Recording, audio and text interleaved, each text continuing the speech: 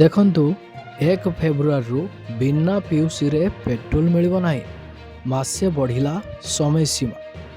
ଯଦି ଆପଣଙ୍କ ପାଖରେ ଗାଡ଼ି ରହିଛି ତାହେଲେ ଏହି ଖବର ଆପଣମାନଙ୍କ ପାଇଁ ବହୁତ ଗୁରୁତ୍ୱପୂର୍ଣ୍ଣ। ସରକାରଙ୍କ ତରଫରୁ ଜାରି ହେଲା ନୂଆ ନିୟମ। କ'ଣ ରହିଛି ନୂଆ ନିୟମ? କେଉଁ ନିୟମରେ ପରିବର୍ତ୍ତନ ହେଲା ଯାହା 1 ଫେବୃଆରୀରୁ ଏହି ନିୟମ ଗୁଡ଼ିକ ଲାଗୁ ହେବା ପାଇଁ ଯାଉଛି? ଯଦି ଆପଣମାନେ ଏହି ନିୟମ ଗୁଡ଼ିକ ବିଷୟରେ ବୁଝିବେନି, ଜାଣିବେନି, ତାହେଲେ ଆପଣ ଅନେକ ସାରା ଅସୁବିଧାରେ ମଧ୍ୟ ସମ୍ମୁଖୀନ ହେବେ, ଗୁଡ଼ାଏ ଫାଇନ୍ ମଧ୍ୟ ଗଣିବେ। କେଉଁ ନୂଆ ନିୟମ ଲାଗୁ ହେଲା, କେଉଁ ନିୟମରେ ପରିବର୍ତ୍ତନ ହେଲା, ଯାହାର ସମ୍ପୂର୍ଣ୍ଣ ସୂଚନା ଏହି ଭିଡ଼ିଓ ମାଧ୍ୟମରେ ମୁଁ ଆପଣମାନଙ୍କୁ ଡିଟେଲ୍ସ ଜଣାଇବି। ସେଥିପାଇଁ ଆପଣମାନେ ଭିଡ଼ିଓଟିକୁ ବିନା ସ୍କିପ୍ରେ ଶେଷ ପର୍ଯ୍ୟନ୍ତ ଦେଖନ୍ତୁ, ଯାହାଫଳରେ ଆପଣ ସବୁକିଛି ଜାଣିପାରିବେ। ଭିଡ଼ିଓଟିକୁ ଆରମ୍ଭ କରିବା ପୂର୍ବରୁ ଆପଣ ସମସ୍ତଙ୍କୁ କହି ରଖିବି, ଚ୍ୟାନେଲରେ ଯଦି ନୂଆ କରି ଆପଣ ଭିଡ଼ିଓଟି ଦେଖୁଥାନ୍ତି ତାହେଲେ ଭିଡ଼ିଓକୁ ଲାଇକ୍ କରି ଚ୍ୟାନେଲକୁ ସବସ୍କ୍ରାଇବ୍ କରି ପାଖରେ ଥିବା ଘଣ୍ଟି ଚିହ୍ନକୁ ଦବାଇ ଦିଅନ୍ତୁ। ଦେଖନ୍ତୁ, ଓଡ଼ିଶା ପରିବହନ ମନ୍ତ୍ରୀ ବିଭୂତିଭୂଷଣ ଜେନା ଯାନବାହନ ମାଲିକମାନଙ୍କୁ ଅତ୍ୟାବଶ୍ୟକ କାଗଜପତ୍ର ନବୀକରଣ କରିବା ପାଇଁ ସମୟ ସୀମା 1 ମାସ ବଢ଼ାଇଛନ୍ତି। ଗାଡ଼ି ଚାଳକମାନଙ୍କୁ ସାମୟିକ ଆଶ୍ୱସ୍ତି ମିଳିଛି।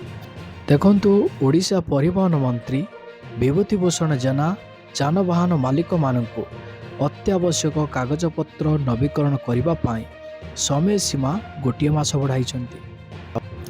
ରାଜ୍ୟ ସରକାରଙ୍କ ପକ୍ଷରୁ ସଡ଼କ ସୁରକ୍ଷା ଏବଂ ପ୍ରଦୂଷଣ ନିୟନ୍ତ୍ରଣ ପଦକ୍ଷେପକୁ କଡ଼ାକଡ଼ି ଭାବେ କାର୍ଯ୍ୟକାରୀ କରିବା ପାଇଁ ପ୍ରସ୍ତୁତି ଆରମ୍ଭ ହୋଇଥିବା ବେଳେ ଏଥିରୁ ଗାଡ଼ି ଚାଳକମାନଙ୍କୁ ସାମୟିକ ଆଶ୍ୱସ୍ତି ମିଳିଛି। ଗ୍ରେସ୍ ପିରିୟଡ଼ ମାସେ।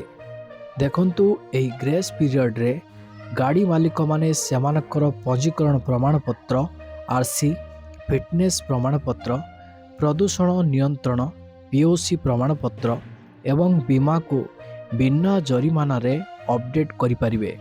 ମନ୍ତ୍ରୀ ମାସକ ମଧ୍ୟରେ ନବୀକରଣ ସମାପ୍ତ କରିବାକୁ ଅନୁରୋଧ କରିଛନ୍ତି। ସେ ଗୁରୁତ୍ୱାରୋପ କରିଛନ୍ତି ଯେ ରାଜ୍ୟବ୍ୟାପୀ କଡ଼ାକଡ଼ି ଯାଞ୍ଚ 1 ଫେବୃଆରୀ 2026ରୁ ଆରମ୍ଭ ହେବ। ଦେଖନ୍ତୁ, ରାଜ୍ୟ ପରିବହନ କର୍ତ୍ତୃପକ୍ଷ ଅର୍ଥାତ୍ STA ଦ୍ୱାରା PUC ନାହିଁ ତ ପେଟ୍ରୋଲ ନାହିଁ ନୀତି ସମ୍ପ୍ରତି ଘୋଷଣା କରାଯିବା ପରେ ମନ୍ତ୍ରୀ ସମୟ ସୀମା ମାସେ ବଢ଼ାଇଥିବା ସୂଚନା ପ୍ରଦାନ କରିଛନ୍ତି। ଏହି ନିର୍ଦ୍ଦେଶ ଅନୁଯାୟୀ ପେଟ୍ରୋଲ ପମ୍ପଗୁଡ଼ିକ ବୈଧ PUC ପ୍ରମାଣପତ୍ର ନଥିବା ଯାନଗୁଡ଼ିକକୁ ଇନ୍ଧନ ଦେବାକୁ ମନା କରିବେ। ପ୍ରାରମ୍ଭରେ ଡିସେମ୍ବର ମଧ୍ୟଭାଗରେ ପ୍ରଚଳିତ ଏହି ନିୟମ 1 ଜାନୁଆରୀ 2026ରୁ ସମ୍ପୂର୍ଣ୍ଣ ରୂପେ କାର୍ଯ୍ୟକାରୀ ହେବ ବୋଲି ଘୋଷଣା କରାଯାଇଥିଲା। ଦେଖନ୍ତୁ, ଏହା ସହିତ ମନ୍ତ୍ରୀ ଏବଂ ମୁଖ୍ୟ ସଚିବ ଉଷା ପାଢ଼ୀଙ୍କ ତତ୍ତ୍ୱାବଧାନରେ ଜାରି କରାଯାଇଥିବା STA ନିର୍ଦ୍ଦେଶନାମାରେ ମୋଟର ଯାନ ଆଇନ 1988ର ବ୍ୟବସ୍ଥା ଉଲ୍ଲେଖ ହୋଇଥିଲା।